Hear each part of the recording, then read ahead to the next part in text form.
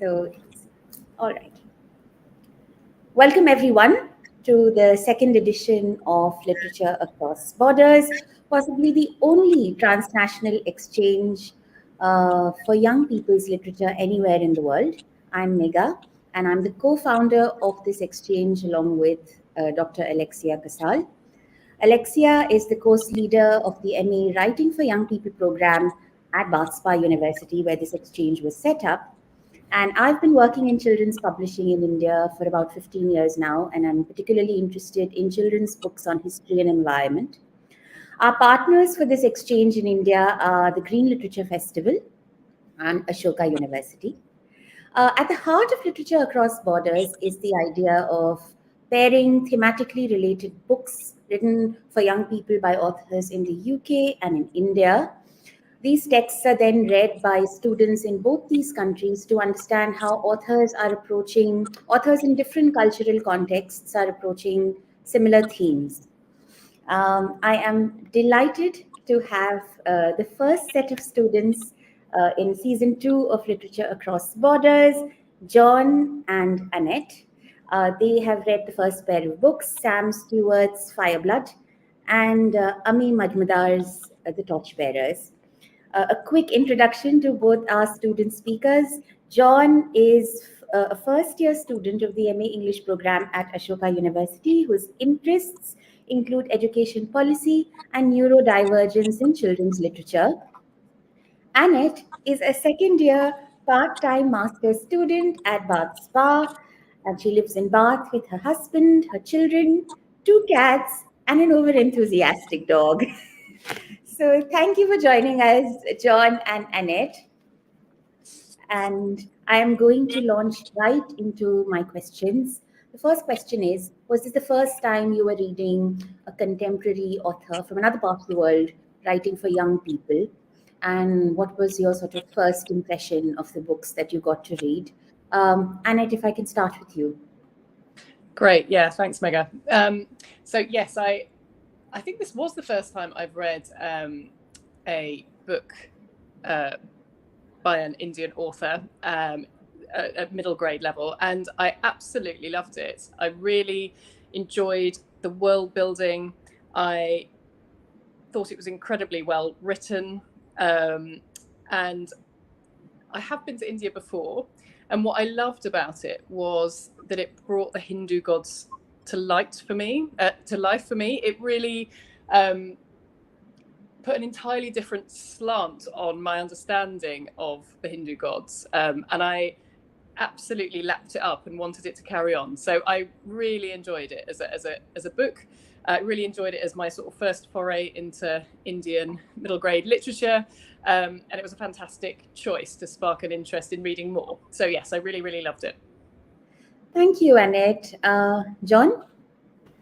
I suppose by virtue of my location, it's not going to be the first time I've read an author that's British or from any other part of the world, really, because we grew up on Lewis Carroll, Enid Blyton, Roald Dahl, and such as it goes. And often the library is how I would often access books, right? And often you would find the library shelves littered with exactly these authors, and I had that, as well as the fact that I grew up Christian. That has a lot to do with the fact that I was reading a lot of fables, like Aesop's fables, but also the fact of just the cultural location of where I am at also means that I was reading a lot of Hitopadesha, which is known as, also the other version of Panchatantra. So yes, I would say my location probably has a lot to do with the fact that this is not my first time reading a British author on anything like that. Okay. And did you enjoy that experience? Absolutely. I mean, my interest in children's literature started as a child, because I too was once a child and terribly overwhelmed with the world and needed somebody to guide me through it. And so that experience still informs the way in which I view the text that I read now. And I have so much to say about this book, and I will get into it, but in very succinct words, I would say yes, it was absolutely enjoyable to read this book. Okay, thank you. So, from a volcano that is on the brink of eruption to poison spilling into the ocean, both of these books, what they share in common is that they tie the idea of natural disasters to mythology, which is also very sort of culturally rooted in the sense in the Torchbearers, you have a reference to the Hindu gods. And in Fireblood, you're talking about dragons and you're talking about St. George. So I wanted to ask you, what do you make of mythology as a way into, the environmental discourse, Annette? I think it's really interesting. I mean, I think there's a place to really talk about environmental destruction in most genres of book, and I think we should be, given where we are at this current stage in time, I think we should be looking for opportunities to do that where it's appropriate to do so. So I think it can map well into lots of different genres. I think using mythology is a really interesting way of doing it because people are already familiar with those stories. So you can build on something that people are already familiar with. So I think it's a nice way of doing it. I think mythology also helps because it allows you to sort of indirectly explore some of those issues. So it means that you can do it in a way that is not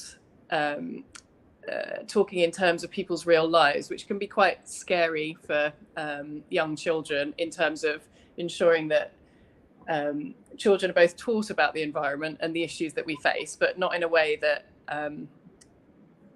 empowers them, but it's not too anxiety inducing, and that's quite challenging, isn't it? So it allows you to do it in a slightly more indirect way.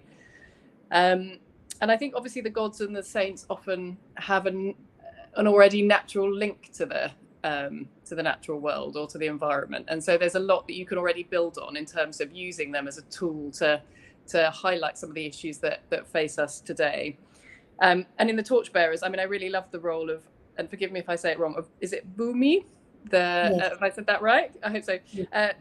Where she's sort of the personification of Earth, and I really loved that in the way that was described, in the way that she kept giving, really to her own detriment, in that she was born to say yes. And I thought that was incredibly powerful, the way that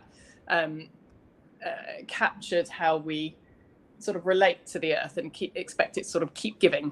So I really enjoyed that specifically around some of the environmental themes of the book. Thanks. John?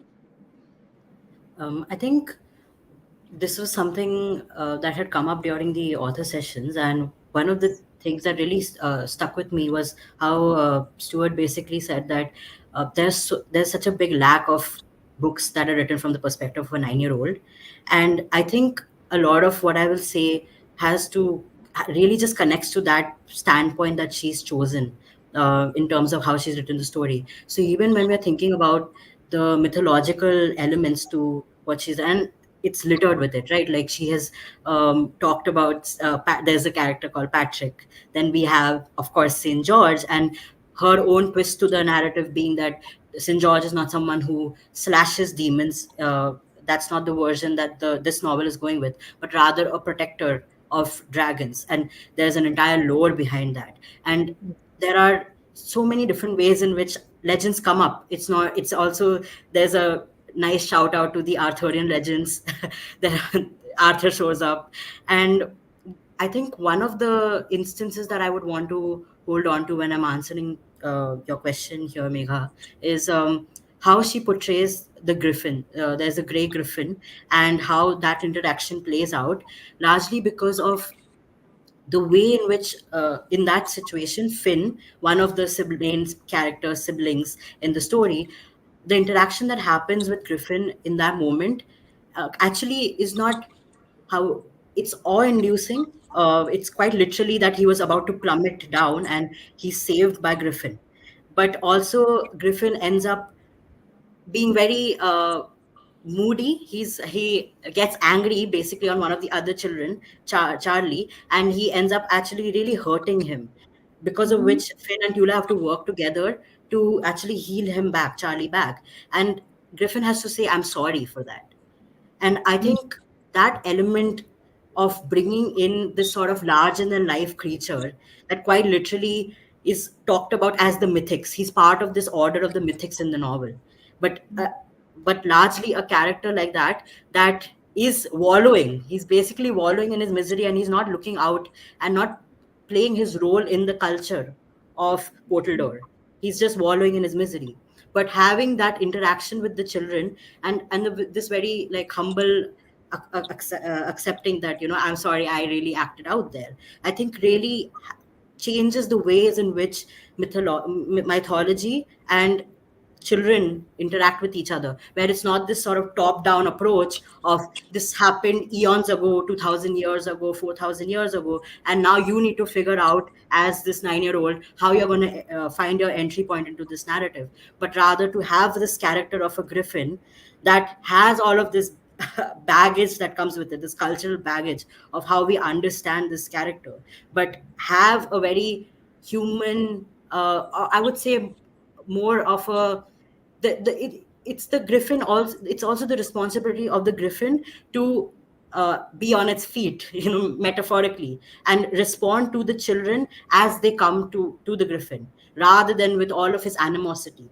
So yeah, that's definitely one of the ways. So you sort of felt that it was humanizing these larger than life characters and making them more relatable. So it is, Mhm. in a way, making mythology more accessible to a young person who may not have that Yeah. sort of deep insight into,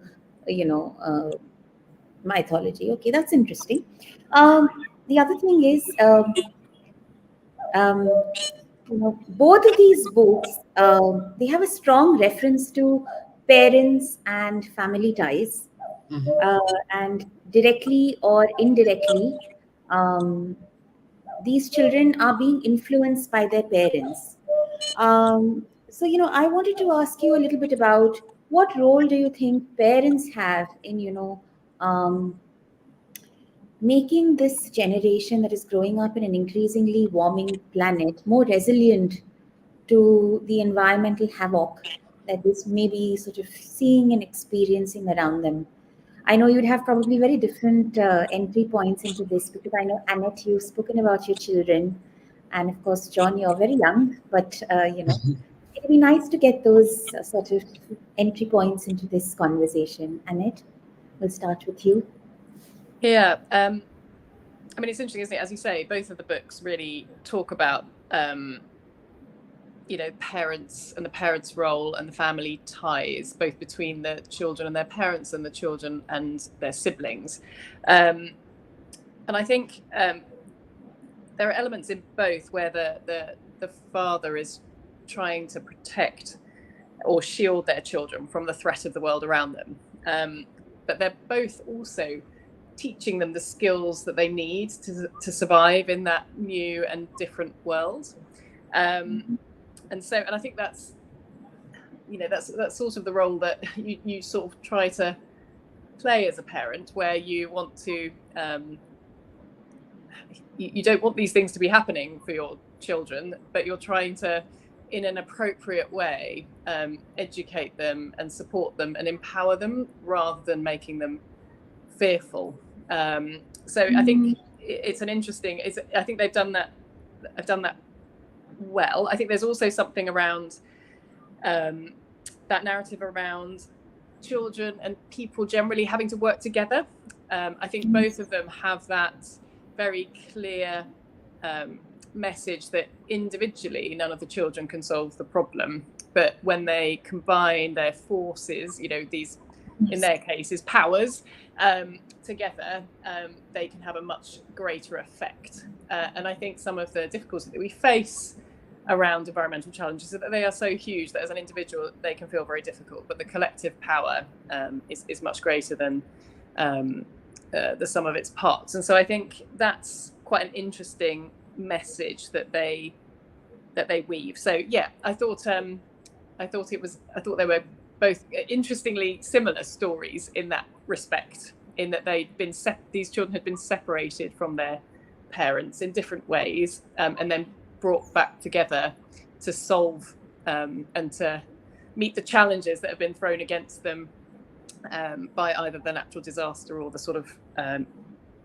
in the Torchbearers, things that have been caused by the demon. So yeah, it was really interesting, and yeah, it did make me reflect as a parent about how you get those messages across to children in a helpful and hopeful way. Yes, I think, and I was just so amazed at the sort of resonances between both of these texts, even though they were written by women in very different sort of contexts. It always amazes me when you find these sort of synchronicities between how authors may be approaching similar ideas, and sometimes how we might all be really different, but what it keeps reiterating to me is that human motivations are pretty much the same wherever you go on the planet. We all want the best for children more often than not, and yeah, it was very nicely done in both of these books. But John, I think it'll be nice to have you jump in on this. I think the role of parents has it has a very central role to the very plot of this novel. I mean, it's the disappearance of the two children, Finn and Tula's father, that kind of really pushes them to quite literally step outside of the world as they knew it and have to embark on this sort of journey. And but it doesn't just end there, right? It also keeps coming back to the very fact of how much of this world that is prior to them, which is the world that Augustus, which is their father, was navigating, is now going to become a root. It's quite literally has larger stakes. The world as they know it is going to fall apart if they don't figure out how they can get the access to the hydrant that he made, that the potion that can equalize all of these forces of the world. So there's a very high stakes to their journey without them even having the full knowledge of what exactly their father was. There are moments in the novel where they really think about that. I don't even think I know my father that well, because of just how many things that are coming out as they are in the fortress and in Portal Door in general, and they're hearing about the story of what happened prior to them.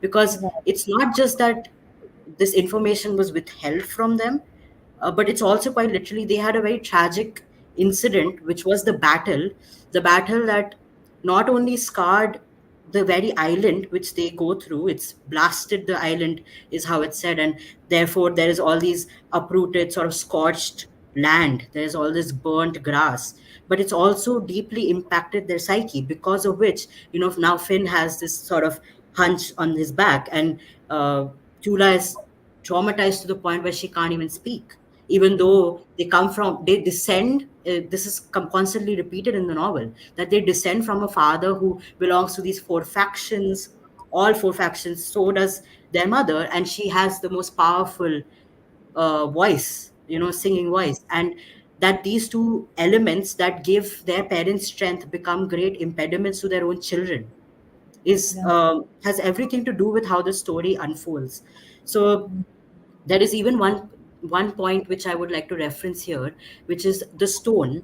The stone is the telling stone, right? And there is this one moment in the novel where Finn really, because she keeps deflecting responses because she's so overprotective, Finn has to quite literally ask, "What would my father do?" I'm not asking you to give me advice. I'm not asking you to, give me a version of what to do. I'm asking for information. What would my father do in this situation? Right. And I think that accessing the memory through this sort of stone is one of the ways in which I think we can understand just how these two children are having to, at every stage of the novel, having to navigate this sort of role that they have with their parent, which is not there, and they need to rescue. But sort of more generally, John, what do you sort of personally think about the role parents have to play in, from a young person's perspective who doesn't have children yet of your own? Mhm.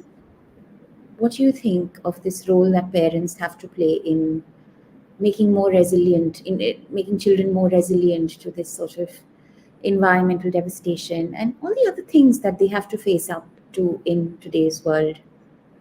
Just very briefly, if you could touch upon that.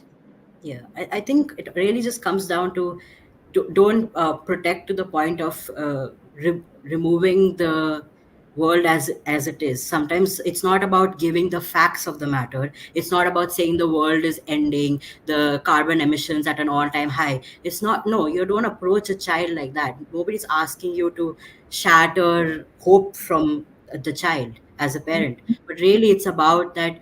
Don't give them such a fragmented view of the world that by the time they are slowly coming of their own and they're having to navigate it, that they feel like you let go of their hand from a very early age, and now they have to uh, experience this world by it is like all from scratch in a way.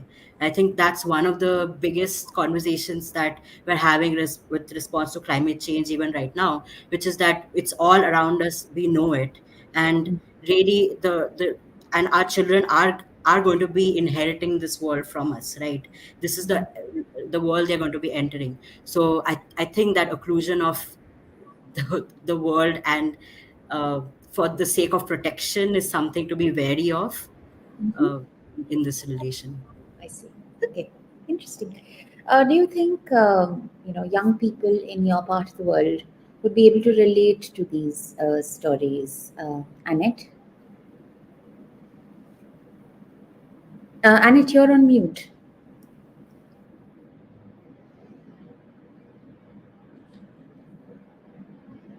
Oh, you're still on mute, Annette. Sorry. Oh, that's all right. Sorry about that. So yeah, I mean, I think both of the books will appeal to middle grade readers. I think Fireblood is a very fast-paced fantasy book, which I think middle graders love, and I think the authors talk about needing to move stories quickly now, so that middle grade readers who have lots of other options for their time, often via screens, you're really competing for their attention. So I think the fast pace of it will really appeal to them.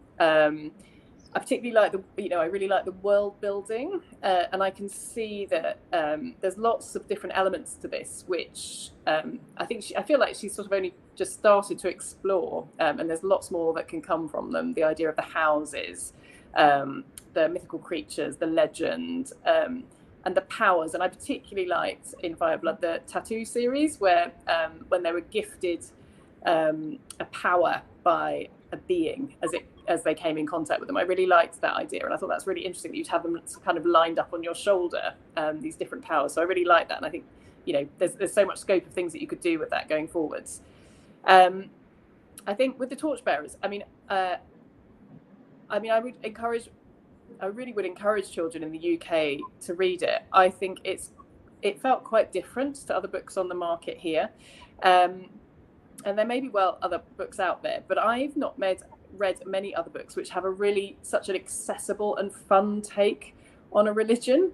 I haven't, the characters around Vishnu and around Ganesha, they were just wonderful characters, and that's I haven't read many books like that which really sort of humanize and bring fun to traditional stories. So I really enjoyed that, and it kept me reading. The humor, particularly Vishnu's punning, was absolutely brilliant. It was properly sort of laugh out loud fantastic. So I really enjoyed that, and I think humor is a great way of reaching middle grade readers. So yeah, I think they will appeal in different ways, but I think have reach for lots of different children, both here and hopefully in India as well.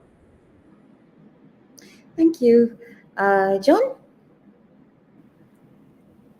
Yeah, I think there's so many reasons why this should appeal to young readers from any part of the world, let alone my country.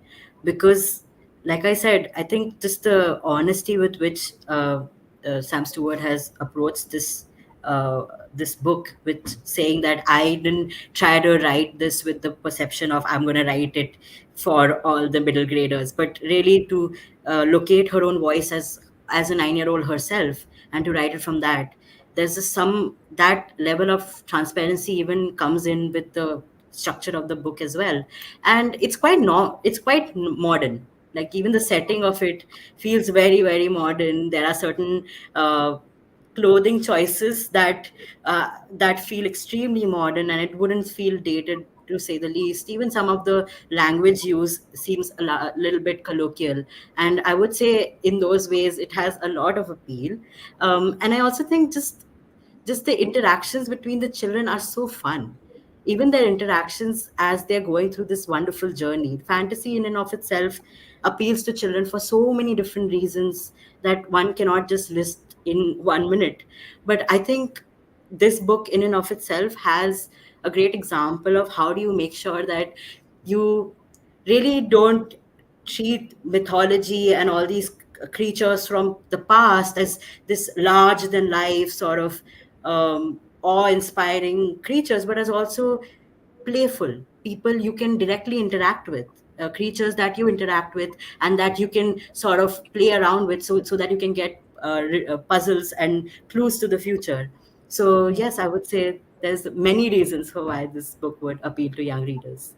I was actually very interested in this also because the books, are, of course, they're both very accessible, which is great, but they also have these very sort of culturally rooted references within them. And I was wondering whether you felt that some of that might be lost in translation should people from another part of the world, particularly young people from another part of the world, read that. So, John, do you have something to say? And then maybe Annette, if you have anything to add to that. Uh, Right. mm, Interesting.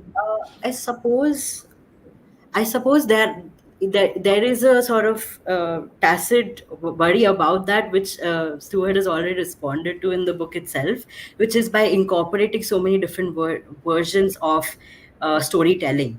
So there are versions of having this sort of like written code at the big bottom of the pages. Then there are these verse forms that the some of the characters have to go into to sing a certain way, which is like a formula.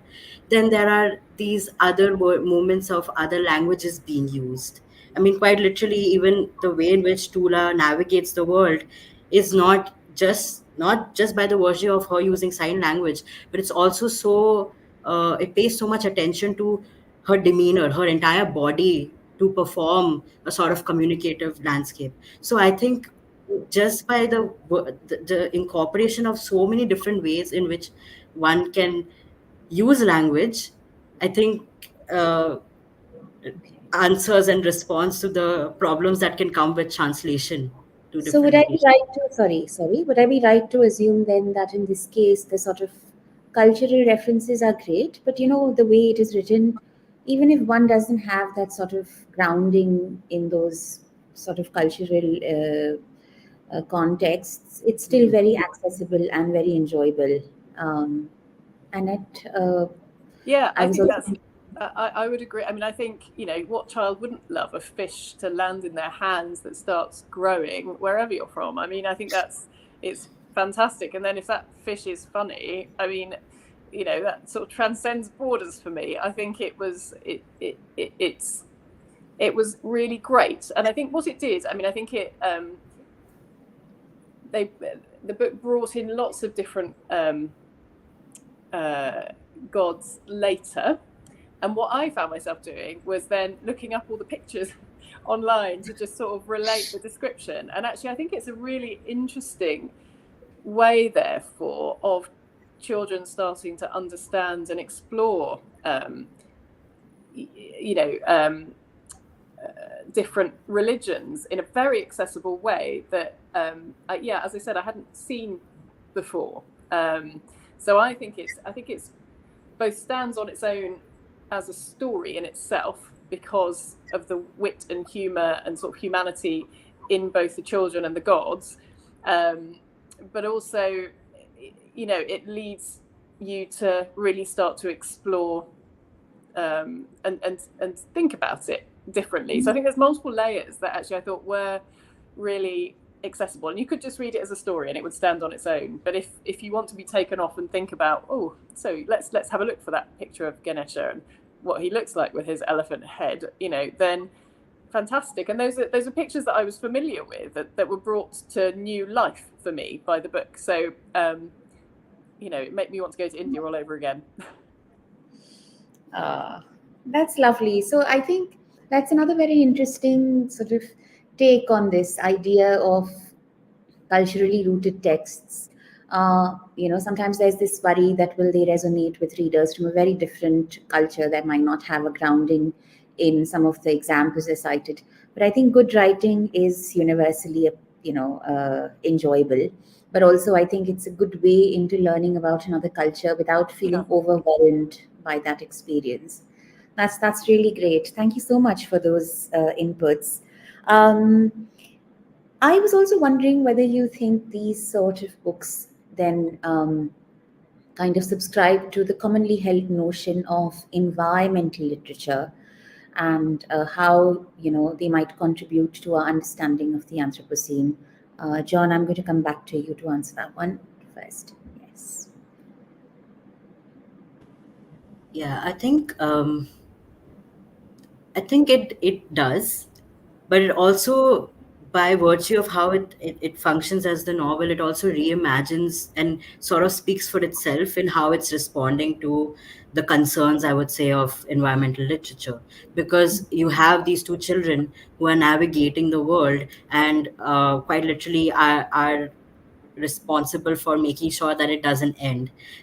So there are some tropes which I suppose would fall under the requirements, I suppose, which sort of independent functioning of the nature in the plot, that is not just as a device for the betterment of the characters in and of itself. And those, I guess, conventional tropes it does respond to. But I think there are other ways in which it's understanding sensitivity. I think the larger departure and unique approach of this text has to do with how it treats sensitivity and the idea of perception, quite literally how the senses work, and gives it the sort of central stage when talking about this question of children in nature. Because of being a child, you are so sensitive, quite literally, to the world and how you're imagining it. How do we use that to put these two children in this world that's sort of in that extreme? It's building up to a sort of tension, right? And it's leading up to this sort of volcanic eruption that's going on. And what better way to think about that question, think about the urgency and the stakes of that, than a child who is going to be quite literally, from a sensory perspective, so open to all of that, so sensitive, and always uh, uh, registering all of that at every single layer of the body. So So do I you think think that's right. sorry, so do you think then that these texts would fall under, like, would you very sort of naturally think of these books as environmental literature? I would like to say yes. Okay. I would like to say yes. All right. Sorry if I interrupted. But Annette? Yeah, I mean, I think they both obviously talk about environmental phenomenon. I think Fireblood is obviously more about a volcano, which as a natural disaster, whereas the Torchbearers is, I felt, more overtly on environmental destruction, sort of man-made environmental destruction, and so I think that that perhaps fits more with the traditional, or what I would see as the traditional view of what classes as environmental fiction, in it's with more of an ambition around educating or talking about climate rather than natural disasters. But it may be that they're classified both under that heading. I'm not quite sure. So I think the Torchbearers felt like it fitted more naturally under that heading for me, because there are references to lots of different bits of environmental destruction within that. So the drilling in the ocean, the poisoning of the seas, that fight against material greed, some of the cutting in the scene where Bhumi is fighting, the cutting down of trees and the effect on animals around that, where she's constantly having to produce more and more and more. So I think there's some very strong environmental messaging throughout the book in the Torchbearers. So that felt like a very natural fit under that heading for me, with a very strong narrative around our sort of collective responsibility around that. Okay, interesting. On that note, I was wondering if there are books from your countries, which is UK and India. So Annette, probably from the UK. If there are children's books, but also just general books on the environment that you might want to recommend to John and to other people listening in from India that you think we should be aware of and we should probably read. And then I'm going to come back and pose the same question to you, John. Annette. Okay, so at the moment, I'm actually listening on audiobook to Catherine Rundell's Impossible Creatures, and I'm absolutely loving it's actually fits with many of the themes that we've been talking about in terms of taking a very different type of mythology in terms of the impossible creatures sort of myths, and weaving environmental narrative around that. And it's an incredibly powerful and very direct environmental narrative, which I'm thoroughly enjoying, and her sort of background research that again I see in obviously the great knowledge that comes out of the Torchbearers around the sort of Hindu god stories, the research that Catherine Rundell has done around the mythical creatures that sort of floods through the book and their traditional characteristics. I mean, there's lots of parallels, and I'm loving that, and I would thoroughly recommend that as a really engaging, very fast-paced, again, very topical but accessible book around environmental issues, but that is framed in an accessible and way for children that both empowers them and gives them hope. So yeah, I'm thoroughly enjoying that, and I would definitely recommend it if you haven't read it already. And is there any other recommendation? Any book? Yeah, I mean, to be honest, there is a lot of growing sort of green literature out there. I haven't read as much of it as I would like, so this has been a really good prompt for me to sort of dip my toes more into it. And it's not because I don't recognize it as incredibly important. I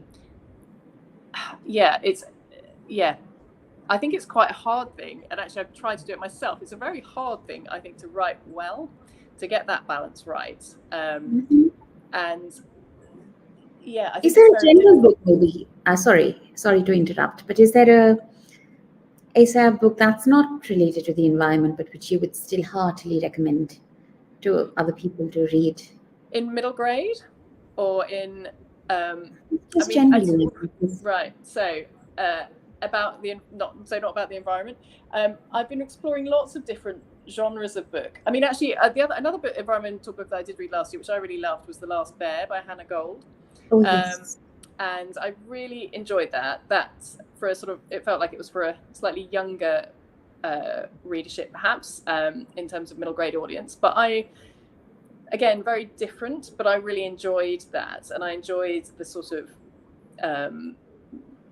country descriptors of that book. So I really enjoyed that. And that's obviously been very popular in the UK. So yeah, I love that as another book. I'll stop there. I mean, there's could go lots of different directions, but I think if we stick with the environmental themes, those are the two that I'm either enjoying or have enjoyed most recently. All right, thank you, John. Yeah, I decided to make recommendations connected to two of the things that I took away from Fireblood. One of them being that it's so sensitive to disability. So my first recommendation is going to be Kanna Panna. It's been written by Zaya Whitaker, and it's an it's a picture book, so the readership is 5+, and it's a wonderful story about this boy who has a visual disability, and it's simple, it's to the point, but it shows the boy basically being able to have him shine in a moment of otherwise a very stressful situation for the rest of the family, but he shines because of exactly who he is and how he sees the world, rather than trying to fix it or any of that stuff. And I found it to be a very empowering story. So that's my first recommendation. And my second recommendation is going to be a classic, I suppose, just a Ruskin Bond recommendation, just because I feel that Ruskin Bond touches hearts in many ways than one. And this book is going to be The Cherry Tree, because I really liked the way in which the trees were treated in this now in Fireblood, and it's once again a fairly to the point story about a boy and a grandfather and a tree. There you go. That's all you need to know about what's going on in the story, but it's very heartwarming, and I highly recommend it. Okay, that's wonderful. I really like Zai Whittaker's works, and I was with the publishers, Tulika Publishers bought it out, and I worked with them for almost 10 years. So it's an independent press in India, and yes, this is a lovely book. So thank you both of you for those recommendations. And now we sort of roll into our last segment, where we'd have you go full screen and read your favorite bits from both of these books. You can read the bit and then say why you liked it, or you could talk about why you would be reading this bit and you liked it, and then you go ahead and do the reading. So I leave it up to you, whichever order you want to do that in. Annette, would you be okay to go first? Sure. So I'm going to read a piece from the Torchbearers, which to me illustrates the really clever use of language that I think makes this such an accessible and fun book for middle graders. So I'm going to read a chapter called Getting Ahead. Another hour or so to Chennai. That's where Kalakshetra is located, Ganesha said. Let's pass the time by getting to know one another better. We've only just met. If you think about it, let's talk about getting ahead. Getting ahead of what? Asked Prem, puzzled. And who's getting ahead? Asked Samita. Us or you? One question at a time, Ganesha said. He pointed at Prem first. Getting ahead, not ahead, is what I mean. While the Torchbearers were trying to figure this out, Ganesha pointed at Samita. Well, as for me, I had a head, but it was only later that I got a head, of course. I mean, you do know that I wasn't born with an elephant head, don't you? How insensitive of you to forget, Ganesha huffed through his trunk. It sounded like a foghorn. Samita looked aghast. Of course I know that. I didn't mean I'm so sorry. I'm just teasing you, said Ganesha, winking at her. And I'm not offended. In fact, I'm used to being the elephant in the room. The twins laughed, and after a moment, Samita joined in as well. Ganesha cleared his throat and began. It began when my mum gave me a chore. I was supposed to stand guard outside our home while she was inside, so I stood, and when someone approached, I stopped him. That someone was my father, but I didn't know it at the time. I told you earlier, he wasn't a very hands-on dad. He demanded to enter, and I firmly refused. Finally, in what I believe was a terrible overreaction, he lopped off my head. Ganesha paused, dramatically clutching his neck. The children, even though they knew the story, gasped collectively. It was another matter entirely to hear the story from straight from the horse's, or rather the elephant's, mouth. My mother ran out, and my parents had what must have been a legendary argument. Naturally, I was beside myself at the time. Samita giggled and then clapped her hands over her mouth. Ahem, yes, I was quite beside myself, so I couldn't give you the exact details. But my father felt terrible, and he wanted to make amends. So he went looking for another head. Thank goodness he didn't find a squirrel or something tiny. That would have looked silly. He found an elephant, and the next thing I knew, I was part pachyderm. Ganesha looked at the stunned faces in front of him with great satisfaction. That's how I got ahead. Now, Who's next? Okay. Thank you. Yes, that's a very funny bit. It sort of just captures the humor so well. That comes out so effortlessly in Ami's writing. Don, we'll go with you now. Yes, 1 second. Yep. Yes. So this is from chapter 20, and this was actually the section I was referring to when I said the interaction between Griffin and Finn. So here goes. At first, Finn couldn't work out what had happened, but once he'd pushed himself to his knees, he realized he was on the wing of an impossibly huge. What is this creature? At his feet and knees, and almost to his weight, was the softest sea of downy feathers. But above them, surrounding his shoulders and brushing against his face and arms, were strong quills of inky black. He stood slowly and unsteadily, careful not to trample or pull anything around him, his mouth hanging open in complete astonishment. The feathers around him flattened as he moved to standing, but Finn hardly noticed. He was completely mesmerized by the regal head of an eagle staring back at him along the arch of its wing. He did not notice the rush of people and creatures on the balustrades all around them. He did not hear the excited exclamations or muffled murmurs that rose and fell as if trying not to be heard. He did not realize that with every passing second, the motley crowds were growing, gasping, and pointing at him and the creature that had stopped him crashing to the ground. Caught up in this moment, oblivious to all else, Finn suddenly realized that it was possible to connect with another being instantly, to look into their eyes and know that there are many, many things about which you will both agree. Important things, like whether to run or hide, to sink or swim, to choose song or silence.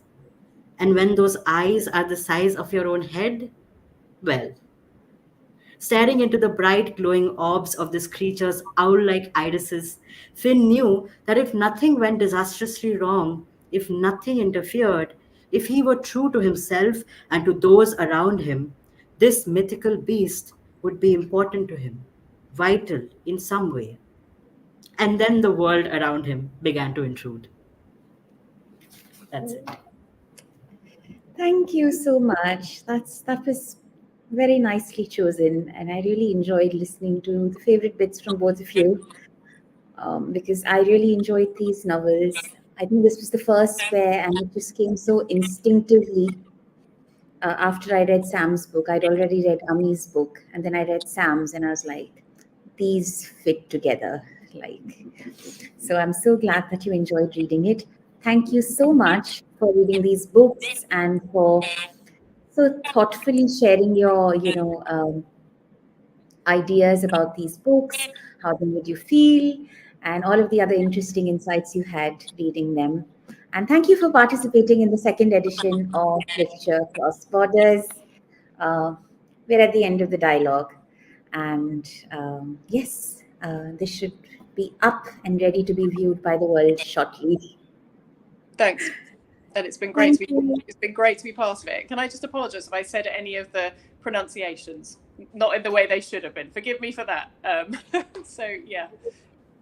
That's all right. Don't worry about it at all. I think it's great. It just shows how things translate and how they're adapted. So it's all right. There's no problem. Fantastic. Thank you. Thank you, John. Thank you, Annette. Brilliant. Thank you so much. Thank you so much for this conversation. Thank you. Bye bye.